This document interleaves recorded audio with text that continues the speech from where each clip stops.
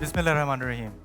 Dear fellows, it gives me immense pleasure to be standing here today to congratulate you on completing the Amal Career Prep Fellowship.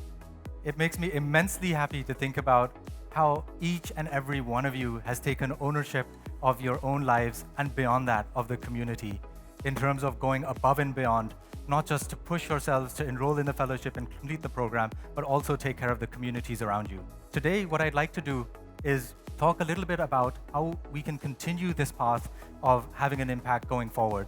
But before that, I want to take a minute to just pay some credit to some folks that have made this absolutely possible, made it possible for the 1,600 fellows that are graduating today in this time of so much difficulty to graduate, to complete the fellowship. First and foremost, the Amal team, hats off to you.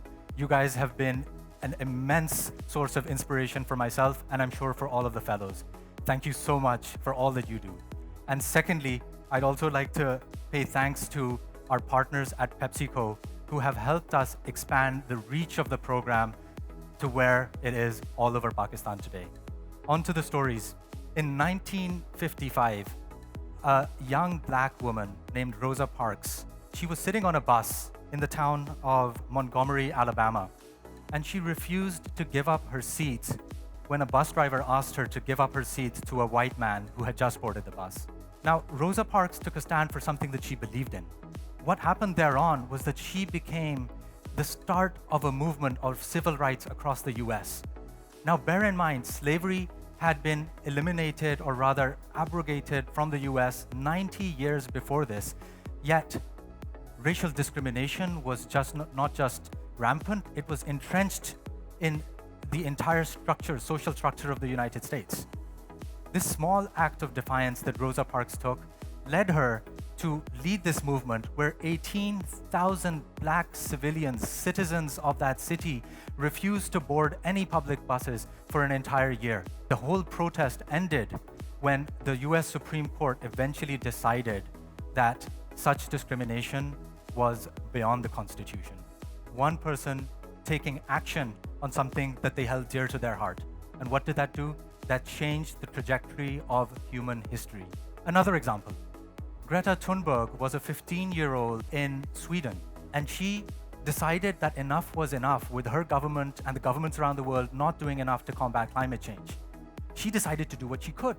She skipped school on Fridays and went and started protesting outside the parliament every Friday with a sign that read, "School strike for climate." Within a year and a half, I mean, this is a very small step, but within a year and a half, she was at the forefront of a movement of school strikes across the world, with over 1 million school children across 130 countries coming together to strike in unison on the same day. And what did that do? It launched not only a movement that let her talk be heard, her message be heard by world leaders, but it also has accelerated the movement towards a more carbon neutral future, with the European Union moving to the Green Deal, largely in part of Greta's small step. And I'd be amiss not to mention another local example, that of Edie Saab, whom we all know and love dearly, the work that he's done, the decision that he made, that he is going to take action on a very specific thing that he held dear to his heart, has impacted tens and millions of lives and continues to do so well after his passing from this world. Dear fellows, why am I talking about this? What is the relevance here?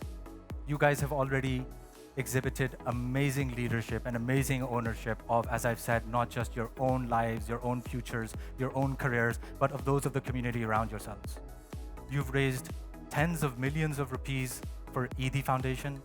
You've participated in mega projects that have impacted tens of thousands of individuals and continue to impact tens of thousands of individuals.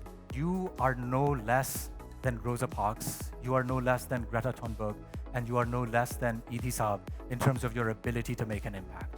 You have the power, you have the potential, you are no less than anyone at all. So with that, dear fellows, remember, today is yours, celebrate it. Congratulations once again on the amazing accomplishments, on the amazing journey that you guys have covered so far, on the amazing impact that you guys achieve. Today is yours, and remember, so is tomorrow. Take ownership of tomorrow.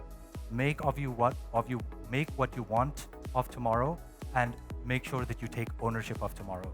Congratulations and Godspeed. Thank you so much. Assalamu alaikum.